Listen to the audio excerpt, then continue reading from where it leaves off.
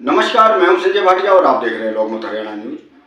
हरियाणा के कई जिलों में जिस प्रकार से भाजपा के प्रत्याशियों का विरोध हो रहा है, उसे लेकर राज्यसभा सांसद दीपेंद्र सिंह हुड्डा ने कहा कि यह तो होना ही था। उन्होंने कहा, दीपेंद्र सिंह हुड्डा ने कहा कि जिस प्रकार से भारतीय जनता पार्टी ने अपने शासनकाल में खिलाड़ी हो, किसान हो, मजदूर हो, सफाई मजदूर कर्मचारी हो, आशा वर्कर हो, यानी कि इस कर्मचारी संगठन हो, व्यापारी हो, सबको एक ही लाठी से हाँकने का काम किया है, यानी कि उन्हें अपमानित करने का काम किया है।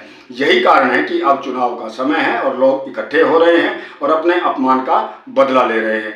इसके अलावा राज्यसभा सांसद दीपेंद्र सिंह हुड्डा ने और क्या कहा, आइए सुनते हैं।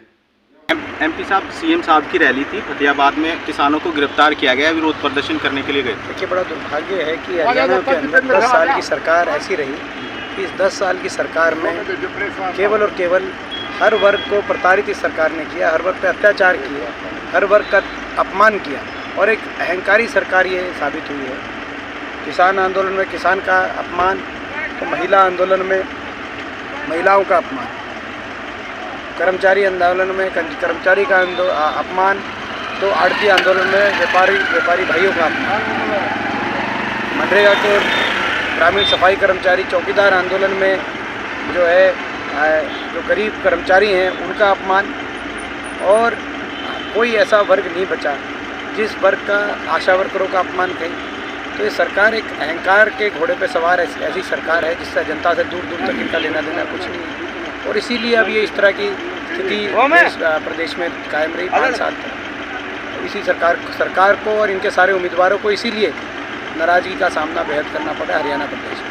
एमपी साहब, भाजपा के जितने भी प्रत्याशी हैं उनमें से 2-3 प्रत्याशी, उनका लगातार विरोध हो रहा है। कल दुष्यंत चौटाला का भी विरोध हुआ, और जो सिरसा से भाजपा के जो प्रत्याशी हैं रंजीत सिंह चौटाला, पहले ब्राह्मण समाज को लेकर विवादित टिप्पणी की, अब किसानों को लेकर भी उन्होंने विवादित टिप्पणी की। देखिए, ये विवादित टिप्पणियों से कुछ नहीं होगा भाजपा का।